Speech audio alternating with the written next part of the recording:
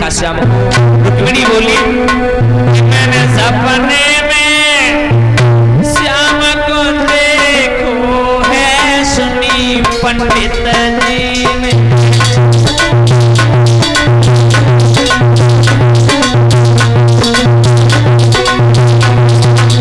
आज रुक्मिणी बोली पंडित जी मैंने भगवान को सपने में देखा। सपने में पंडित जी कहने लगी, पंडित जी ने क्यों रुक्मिणी मतलब बातचीत हुई वही सपने में क्या तो रुक्मिणी बोली हाँ क्या बात।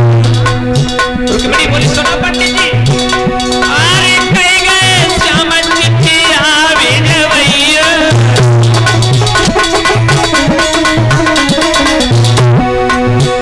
और पाती वेद मोए बुलवैया। लेकिन पंडित जी भूले जाकर मेरा संदेश है सुनी पंडित जी ने।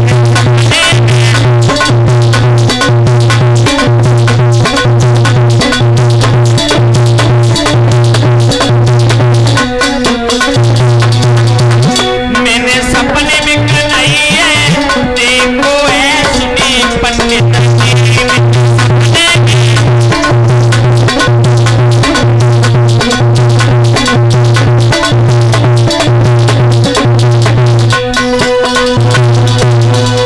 आज जब रुक्मिणी ने कहा मैंने सपने में देखो, भगवान ने कहा तो मुझे चिट्ठी भिजवाना।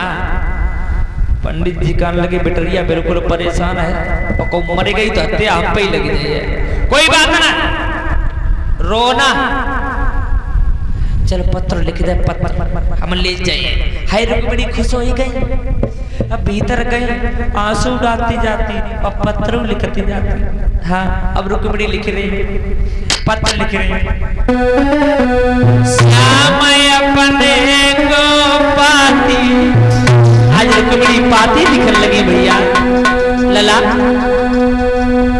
श्याम अपने को पाती लिखती रुकी मेरी पील खाई।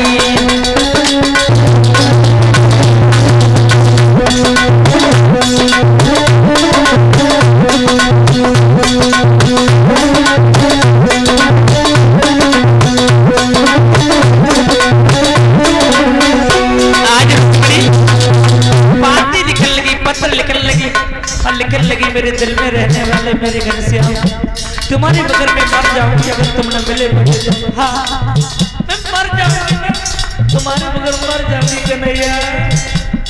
लिख रही रुक्मिणी श्याम अपने को पाती कन्हैया अपने को पाती लिखती रुकी मेरी पील खाई।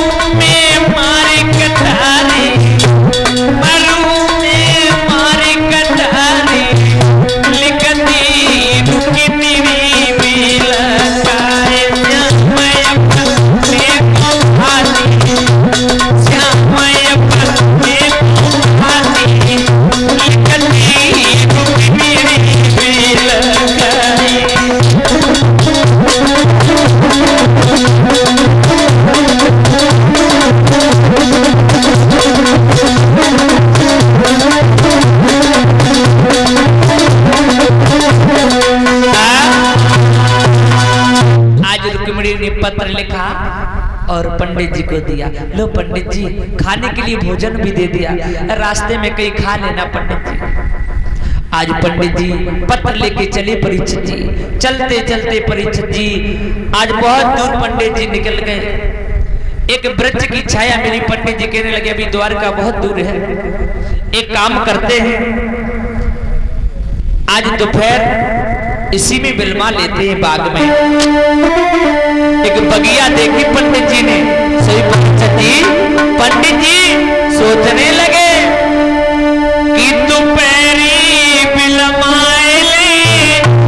पंडित जी सोच रहे मन में कि दोपहरी बिलमाए ले, जाई बगिया में दोपहरी बिलमाए ले।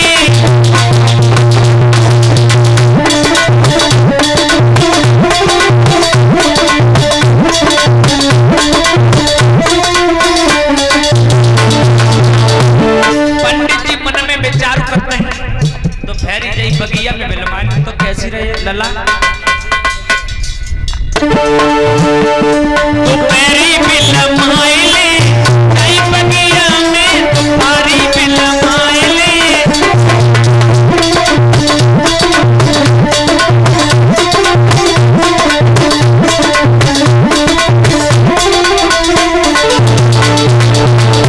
अरे सुंदर की देखी पीपल की छाया।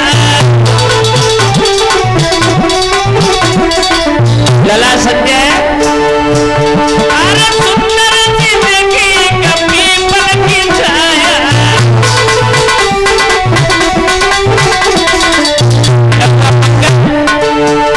और पंडित ने आसन भोग लगाया।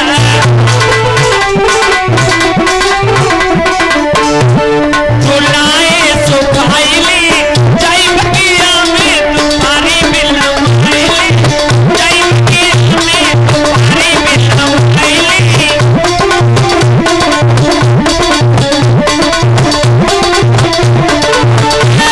तुम्हारी बिलमाइली, जाई बगिया में तुम्हारी बिलमाइली।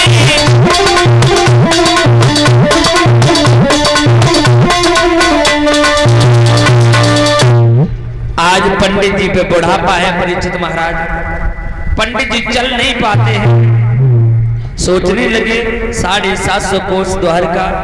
आज पंडित जी दोपहरी में परीक्षित जी उसी बगिया में पड़ के सो गए। भगवान सोचने लगे पत्र ले आने वाला ब्राह्मण तो रास्ता में ही सो गया।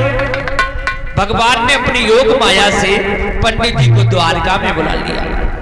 और जब पंडित जी की आंखें खुली कहने लगे ओए भैया ये हम कहाँ आए गए, जवाब दो। ये द्वारका 6 है। पंडित जी चक्कर में पड़ गए। हमें तो एक कन्हैया से मिले हुए और जितो जगह है द्वारका 6। क्या ये कन्हैया रहते? बोले हाँ यहाँ कन्हैया 6। अब और चक्कर में पड़ गए। बोले क्यों द्वारका 6 कहूँ कन्हैया 6? हमें तो एक कन्हैया से मिले हुए जो 6 बताए। द्वारपाल ने कहा पंडित जी परेशान लगते क्या बात है? जवाब दो हमें एक कन्हैया से मिले हुए तुम 6 बताए रहे। तो पंडित जी से द्वारपाल कहता है देखो ऐसा है तुम्हारे यहाँ पर है बोली जाती है और हमारे यहाँ 6 बोली जाती है, यानी कि यही द्वारका है और यही कन्हैया रहते हैं। बोले कहाँ मिलेंगे? जवाब दे सीधे चले जाओ, वो ऊंचे से सिंहासन पर बैठे वो ही कन्हैया है, काली काली। ठीक है। आज इधर पंडित जी पहुंचे और जब पंडित जी पहुंचे तो बहू का परीक्षित थी तो दूर से आता हुआ देखा। आइए ब्राह्मण देव कहां से आना हुआ? जवाब दिया कुंदनपुर से आना हुआ। कुंदनपुर से आना हुआ? हाँ। कहिए ब्राह्मण कन्हैया कौन से है? भगवान कहने लगे मैं ही कन्हैया हूं, मुझे रुक्मिणी ने भेजा है। रुक्मिणी को अपने साथ में ले आओ न वो मर जाएगी। भगवान कहने लगे नहीं पंडित जी मैं रुक्मिणी को नहीं लेके आ सकता हूं। उससे कह देना कि वो शिशुपाल के साथ में शादी करके चली जाए। पंडित जी कहने लगे कन्हैया अगर तुम गए नहीं तो रुक्मिणी मर जाएगी। कन्हैया कहने लगे तो पंडित जी आपको एक काम करना पड़ेगा। क्या? जब तुम चलो तो थोड़ी दूर चलियो, सोई खांसन लगियो बैठ जाइयो। हम अपने भैया बलराम से कहेंगे कि पंडित जी पर बुढ़ापा है, पंडित जी जा नहीं पाएंगे, हमें नहीं छोड़ा। भैया से आज्ञा लेकर के हम चलेंगे तुम्हारे साथ में तुम्हें छोड़ने के लिए।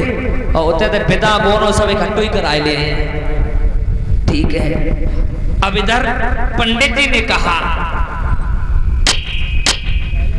मैं जाना चाहता हूं, मैं आज्ञा चाहता हूं। पंडित जी बोले अब आज्ञा हमको दे दियो, हम अपने घर को जाते हैं, अपने घर को जाते हैं।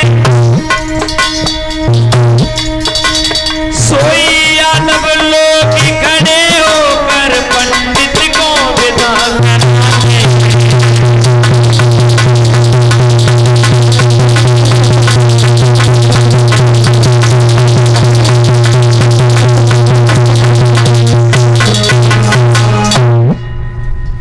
आज से हमने जान लिया यदुवंशी श्रेष्ठ कहाते हैं, वंशी श्रेष्ठ कहाते हैं।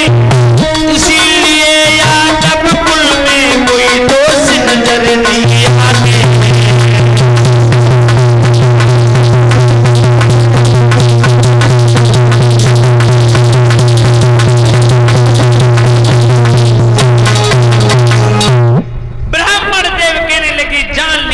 यदुवंशी श्रेष्ठ हैं। पंडित जी एक दूर चले, खांसे बैठ गए। भगवान पहुंच गए। बलराम भैया पंडित जी पर बुढ़ापा है, ये कहीं मर गए तो हत्या लग जाएगी, आपकी आज्ञा हो तो छोड़े पंडित जी। बलराम कहने लगे हाँ कन्हैया जाओ, लेकिन जल्दी लौट के आना। बोले हाँ यूं गया यूं आया। आज चले ही भगवान ने पंडित जी को परीक्षित जी अपने रथ में बैठाला और रथ धीरे धीरे भगवान ने उड़ाया।